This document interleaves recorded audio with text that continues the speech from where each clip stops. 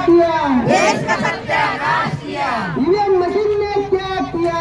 देश का सत्यानाश किया। तक बदल दो, ताज बदल दो, बेईमानों का राज बदल दो। तक बदल दो, ताज बदल दो, बेईमानों का राज बदल दो। चुनाव आयोग की तानाशाही नहीं चलेगी। संविधान के सम्मान में, हम उसके मैदान में, संविधान के सम्मान में, हम उतरे मैदान में, संविधान के सम्मान में। हम उतरे मैदान में। क्या किया? वोट का मूल्य शून्य किया। ईवीएम मशीन ने क्या किया? वोट का मूल्य शून्य किया। ईवीएम मशीन ने क्या किया? वोट का मूल्य शून्य किया।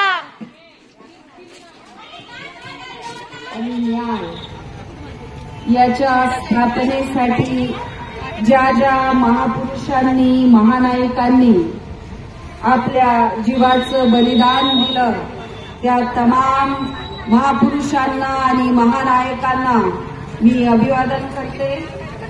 आज टाकळघाट युनिटच्या माध्यमातून ईव्हीएम हटाओ बॅलेट पेपर लाव या मागणीसाठी भारत मुक्ती मोर्चा, मूल निवासी महिला संघ, बुद्धिस्ट इंटरनॅशनल नेटवर्क, राष्ट्रीय पिछड़ा वर्ग मोर्चा या तमाम संघटनेच्या वतीने आज आपण टाकळघाटमध्ये जो मोर्चा काढला किंवा जी रॅली काढली ती प्रचार रॅली होती।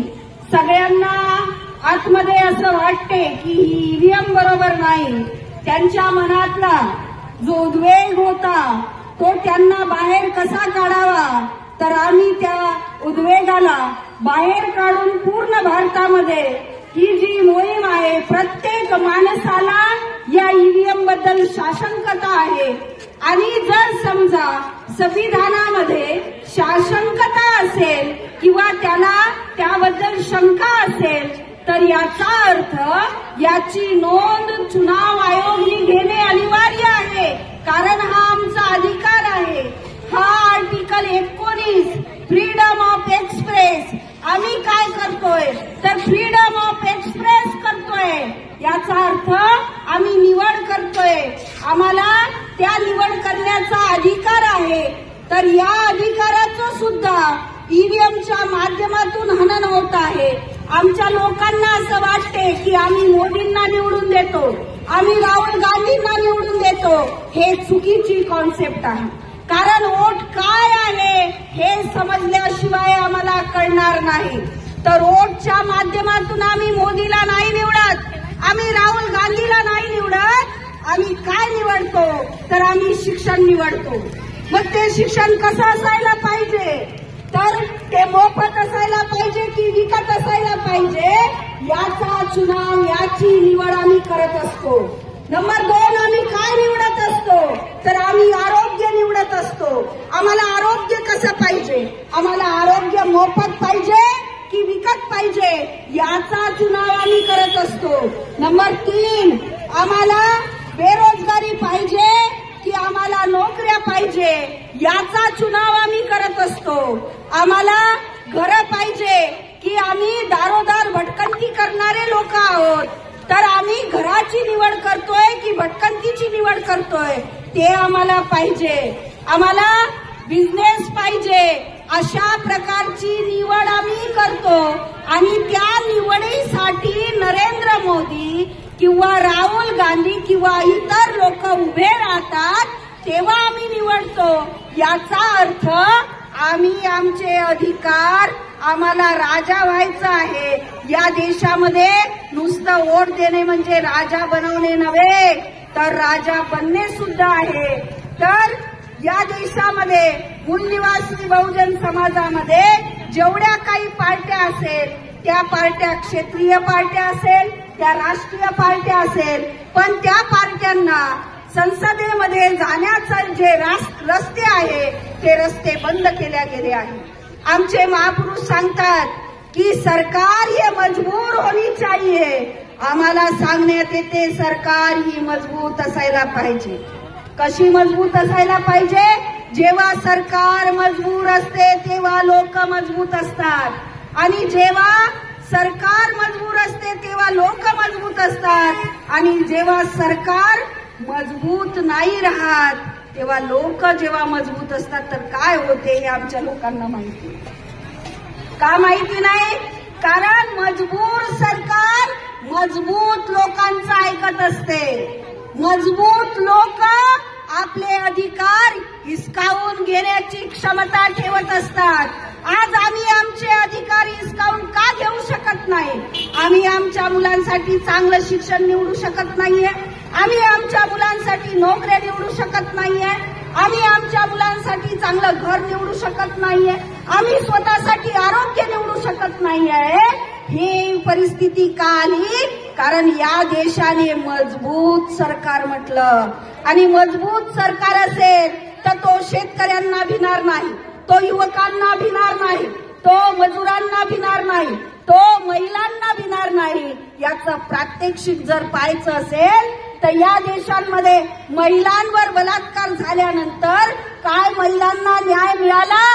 का मिळाला नाही? कारण त्यांना महिलांच्या वोटांची गरज नाही आहे, म्हणून त्यांनी महिलेला न्याय दिला नाही. जर महिलांना न्याय पाहिजे असेल तर महिलांनी या ईव्हीएमच्या विरोधामध्ये उतरून बॅलेट पेपर आणलं पाहिजे, त्या दिवशी महिलांना न्याय मिळेल. या देशामध्ये रोजगार मिळत नाही, युवकांना नोकऱ्या नाही. का मिळत नाही? कारण या देशामध्ये युवकांचं वोट या राजनैतिक शासक वर्गाला पाहिजे नाही. जर पाहिजे असतं तर त्यांनी युवकांना नोकऱ्या दिल्या असत्या, त्यांनी युवकांना रोजगार दिला असता. पण ते का देत नाही? त्यांना माहिती आहे आमच्याजवळ जीन आहे. आमच्याजवळ कोणता जीन आहे? तर ईव्हीएमचा जीन आहे. आणि तुम्हाला माहिती असेल, आपल्याकडे प्रचलित आहे की जर जीन लागला तर तो सत्यानाश करतो. जीन लागला तर तो सत्यानाश करतो. ज्याचा असतो त्याचा फायदा करतो आणि ज्याला लागतो त्याचं नुकसान करतो. म्हणजे भारतातल्या SC, ST, OBC, NT, VJNT, महिला, युवक, तरुण आणि बेरोजगार या सर्वांना तो जीन लागला आहे. आणि जो जीन लागला आहे त्याच्यामुळे त्याचं नुकसान होत आहे. नुकसान होत असल्यामुळे तो काय म्हणतो? जा जीन, युवकांचे वोट या मशीनमध्ये टाकून दे. तर तो जीन काय करतो? तो जीन त्या युवकांचे वोट त्या मशीनमध्ये टाकतो. नंतर तो म्हणतो जा जीन, या महिलांचे वोट त्या मशीनमध्ये टाकून दे. मग तो जीन काय करतो? तो जीन त्या मशीनमध्ये महिलांचे वोट टाकतो. जा जीन, सरकारी नोकरीवाल्यांना पेन्शन नाही देत तरी त्यांचे वोट टाकून दे. तरी तो जीन गव्हर्नमेंटचे एम्प्लॉईज असलेल्या लोकांचं वोट त्या मशीनमध्ये टाकून देतो. याचा अर्थ असा आहे की या लोकांना ना शेतकऱ्यांच्या मालाला भाव नाही दिला तरी चालेल, कारण शेतकऱ्यांचे वोट पण काय करतो? जीन टाकून देतो. अशा प्रकारे या देशामध्ये महिला रस्त्यांवर आहे, शेतकरी रस्त्यावर आहे, मजूर रस्त्यावर आहे, कामगार रस्त्यावर आहे, गव्हर्नमेंट एम्प्लॉईज रस्त्यावर आहे, युवा बेरोजगार रस्त्यावर आहेत. आणि तरीही ही सरकार का ऐकत नाही? याला कारण एक आहे, तो जो जीन आहे तो जीन आपल्याला काढून फेकावा लागेल. आणि म्हणून ती तयारी करण्यासाठी आपण भारत मुक्ती मोर्चाच्या माध्यमातून दिल्लीला हे लोक घाबरतात. तुम्हाला वाटत असेल सगळे जे आजूबाजूला आहे सगळ्यांना माहिती आहे की ही गोष्ट बरोबर आहे, सगळी जनता तुमच्या सोबत आहे. त्या गव्हर्नमेंटनी ट्रेना रद्द केल्या आहेत दिल्लीला आम्ही येऊ नये म्हणून. पण आम्ही या सरकारला सांगू इच्छितो की हम उस बात की औलाद है, संघर्ष हमने पैदाइशी पाया, हम उन महापुरुषों की संतान है, पैदाइशी संघर्ष पाया है.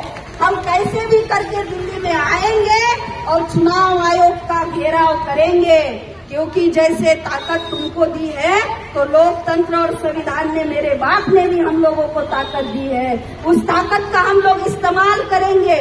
तुम्हाला माहिती असेल की 26 जानेवारीच्या कार्यक्रमासाठी 29 जानेवारी पर्यंतच 144 धारा लावतात. नेहमी दरवर्षी तसेच लावतात, पण यावर्षी त्यांना माहिती होतं म्हणून म्हणून 31 तारखेच्या नंतर पर्यंत त्यांनी 184 ही भीती आहे सरकारला. काय आहे, आम्ही एक काडी घेऊन फिरत नाही, एवढीशी कुराटी घेऊन फिरत नाही. मग आमच्याजवळ काय आहे? आमच्याजवळ संविधानाची ताकद आहे. आणि जोपर्यंत ही संविधानाची ताकद आपल्याकडे आहे तोपर्यंत या देशामध्ये त्यांनी प्रशासनाचा उपयोग जरी केला तरी आपण त्या कायद्याच्या ताकदीने लढू शकतो. 2024 नंतर ही लोकांना दिलेली ताकद ते संपवू शकतात. म्हणून माझ्या माय बहिणींना, माझ्या भावांना, माझ्या वडिलांना हे मी सांगू इच्छिते की ही ताकद जर तुम्हाला बरकरार ठेवायची असेल आणि आपल्या मुलाबाळांचं भविष्य निर्माण करायचं असेल तर ईव्हीएमच्या माध्यमातून अनेक पार्ट्यांना निवडून जाऊ द्या, काही हरकत नाही. मजबूत सरकार बनेल तेव्हा तुम्ही मजबूत लोकतंत्र घडवाल आणि येणाऱ्या काळामध्ये आपण ते करणार आहोत. तुम्ही सगळ्यांनी म्हणजे इतका मोठा लांब पल्ला गाठून एवढं लांब आलात तर त्याच्याबद्दल धन्यवाद. कारण हे लांब चालल्याशिवाय आपल्या मुलांचं भविष्य घडणार नाही आणि भविष्य घडवायचं असेल तर हे केल्याशिवाय पर्याय नाही. धन्यवाद.